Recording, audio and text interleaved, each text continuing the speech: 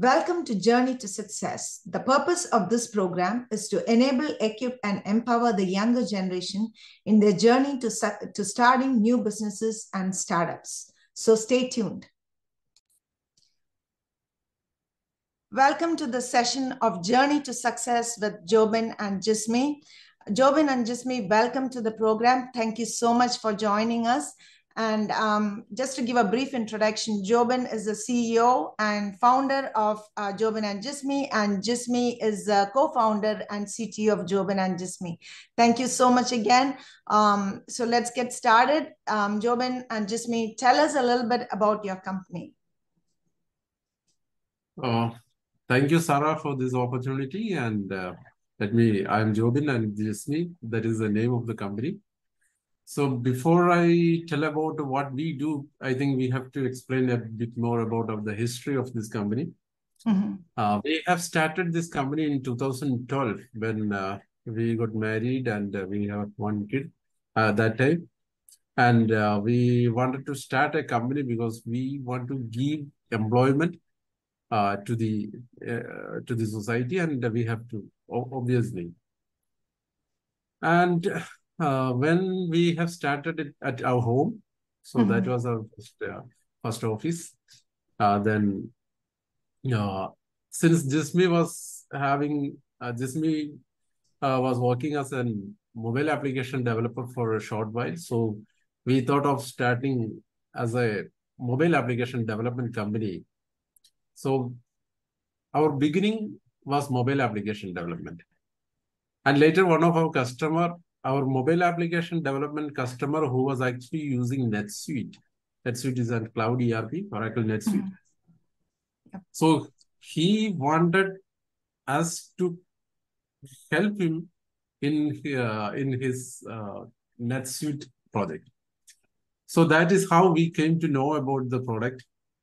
And after 2 or 3 months of work, we understood the potential of the product, and we eventually stopped the mobile application development service completely, and we have started the NetSuite development. In 2016, we moved to another location that is known as Kotat, that is near to Chalakudy, Kerala, India. It is a small village, and we have had a small space there. And we became 35 members there. And we thought of having another office somewhere, and we found some place near to our existing office, that is a scenic beauty area here. And we constructed our own office there. So that is, and we moved to there. And then we became the Oracle NetSuite Alliance partner and now a solution provider. And we then started the e-commerce division as well for our existing NetSuite customers, because most of our existing Oracle NetSuite Cloud ERP customers required us to serve in their e-commerce sector as well, because many of them are having a e-commerce business as well. So they want us to give a turnkey service to them. So that is the core business of Jobin and Jismi. Awesome. Thank you so much for giving us insight into all of that. So coming to my next question, walk us through the journey in how you launched your startup and company. You did cover that little bit of, Jismi was working and then you guys decided to start. But what was it like? What was the trigger? There must have been some trigger that made you decide, okay, we are going to start this. So what was the trigger? So maybe I can tell you a little bit about that. So basically after marriage and maternity leave, I had a break. So when I tried to get back to employment, it was really tough to get back to industry because of this career gap. Yeah. And so Jobin inspired me, why don't you work on an application? So why don't we build our own application instead of searching for a job? So we started working on it. We conceptualized, developed, and published our first app. So the application was intended for medication reminder for elderly people. It was technically perfect application in 2011, but commercially a big flop. So we didn't give up. We learned from the mistakes we made. We shared our ideas. We unwrapped our potential to start a new venture. So he also resigned from his job. And together we started working on the startup. We had only one plan, and we were certain about it. We are not going to invest any money in our new venture, but we would invest our energy and time completely. The real reason for this superbly workout plan was that we were already in debt, as we had just completed the construction of our own home. So in our mind, we did not have much option other than making the startup a success. So we converted our home, one of our room, to a small office. It was a luxurious office, I would say, with an AC, to a table which could hold 2 laptops. And we managed to get good internet connection. And we discussed our dream and planned the startup. It's amazing. And we were searching for a lot of names. 3 days we spent searching for names. And finally, we decided, why don't we give our name? So thus the name came Jobin and Jisme. And we started working on those projects. So a lot of clients were coming to us. They were happy with our quality of our work. So one of our clients asked whether can we help assist them in the NetSuite development. That's how we came to NetSuite as such. And it was really a great journey so far. And now we have a 200-member team. And we proudly serve as a leading solution provider of Oracle NetSuite with expertise in ERP patch. And we have customers in 33 countries. Our expertise include wide range of NetSuite services, including NetSuite and SuiteCommerce implementation, customization, integrations, development, administration, and ongoing support. And in addition, we are partners of BigCommerce and Celigo. And furthermore, we have a dedicated team which is focused on the design and development of IoT and robotic applications for industrial automation. That is so far. That is awesome. So I know that you started your company in 2011, so it's been 10 years, right? 12 years so far, and started with 2 people and I've grown into 200 people. So that's cool. That's awesome. So my next question is, what are some of the challenges you faced along the journey? So I would suggest it was a roller coaster, actually, first 11 years. It was actually not at all smooth, lot of ups and downs. Most of the days we had to rise up early and late to the bed. That means we worked more than 60 to 18 hours per day in the early years. So we had 2 kids as well at that time. And we have to cover that at least 2 time zones in our schedule. So then only we can give the complete service to the customers because of the time zone differences, So most of our customers from either from US or from Australia in those days. So we have to work hard. So actually we always wanted to give proper salaries to our employees.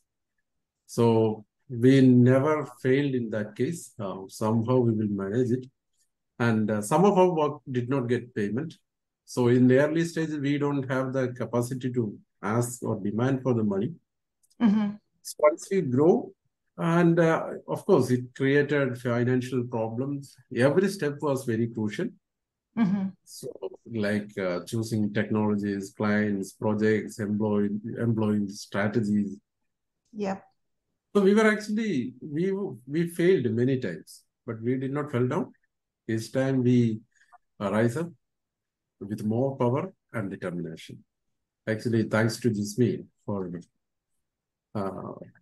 for boosting our energy. Mm-hmm.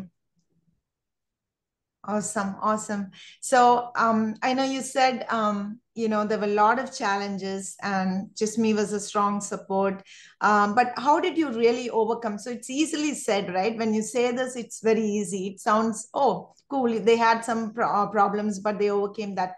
But how did you really overcome those challenges that you faced? Meaning, like when you couldn't pay the bills, right? And when you couldn't, you said you were able to pay your employees, but then there were times when you had to make a lot of decisions, there were financial difficulties, and how did you overcome those challenges? So basically, we did not do much. We just did what we know. And we always try to improve the quality of our work and services. Mm-hmm. So our team is building confidence in clients, and most of the customers are also adjusting their time to do meeting. So we communicate in their time zone and do the work in IST time zone. So the time zone difference we manage to overcome by building the confidence in customers. And most of our customers are referring us to other clients, new clients. So we are getting a good number of opportunities. Mm-hmm. We were lacking resources at some point of time, and we really struggled in those times. Mm-hmm. So, but we need to ensure our resources are highly qualified and produce quality in their work. So it's like we developed a very good team for training and prepared training materials really carefully. And this team is giving rigorous training and support to the entire team. And our senior team members also suggesting the topics and giving training to the trainers so that everyone is up to date with the latest technologies. And for the financial crisis, I would say we take money from other people. We give good interest to different banks, but still we could overcome all those difficulties. Thank you so much for that, Jismi. Thank you for your honesty and transparency. Now, so what was the exciting part of this journey? We talked about challenges, but what was the exciting part? What was the exciting part of this journey? So that is actually watching the growth of this company, even though there are a lot of difficulties and our employees, our resources were growing. And of course, we are having our own office here. And we are also constructing our second phase, which is going to accommodate 300 more resources. So we have completed 40% of the construction. So that is exciting, actually. Absolutely, absolutely. I would be very excited as well. So, so another 300. So let me ask you. So, what's your vision for the company? What is your vision for the company? Jobin, maybe it's for you. Okay. Or, let me ask you this. Where do you see yourself in the next 3 years? We'll start there and then we'll talk about vision.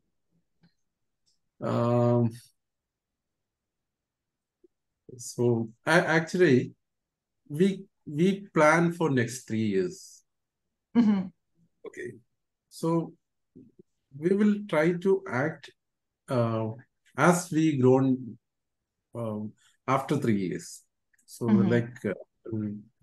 so yeah, actually every year, last 4 or 5 years, we are seeing approximately 40 to 50% growth in our overall growth.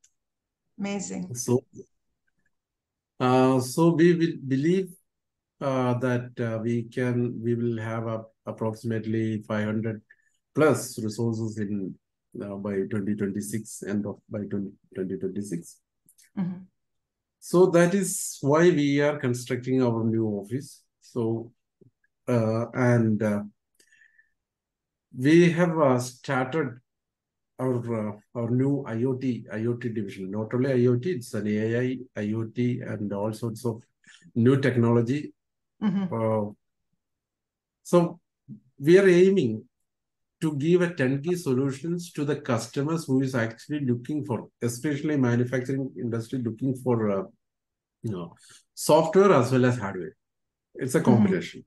Mm-hmm. So, for example, one of our customers is having required unique hardware to measure the data from the machines, the manufacturing machines. So our team is constructing, our team is developing that. It includes software, coding, everything is there, embedded coding. So what we are proposing to our customers is that if you have any requirement of both hardware and software, we are able to give. So within next 3 years, we want to be a leader.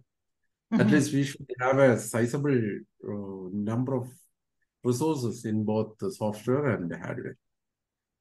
Awesome, awesome. Yeah, so coming back to my other question, your vision, it ties into that 3 year, but even going beyond those 3 years, like what does the growth trajectory look like?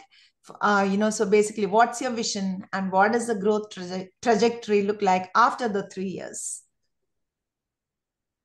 So basically, we want to give maximum employment. That's our vision, basically. Okay. So we are not limiting we have not drawn any boundary. That is awesome. That is awesome. Whenever we get an opportunity, we explore it and we add more technologies, services to our company as well as the products. Wherever we see an opportunity for product, we develop the products. So it's like whatever we can do, we do, and go with this movement, whatever it is. And we plan to have a 1,000-member team by end of 2027. Wow, that's pretty aggressive. Yeah. It's a bit aggressive, but that is our plan. Achievable. Yeah, that's an aggressive goal, and that's good. That's good. So, so another question: what are your thoughts on diversity? Sorry? What are your thoughts on diversity? Meaning, do you have a lot of women employees, women leaders in the organization? Yeah. We do have a lot of women leaders. We can say that around 65% of our employees are women. And we have good number of maybe 70% of our leaders are women. So we have really good number of women. And 80% of the core team is women. Yeah, we give employment to the people with career gap.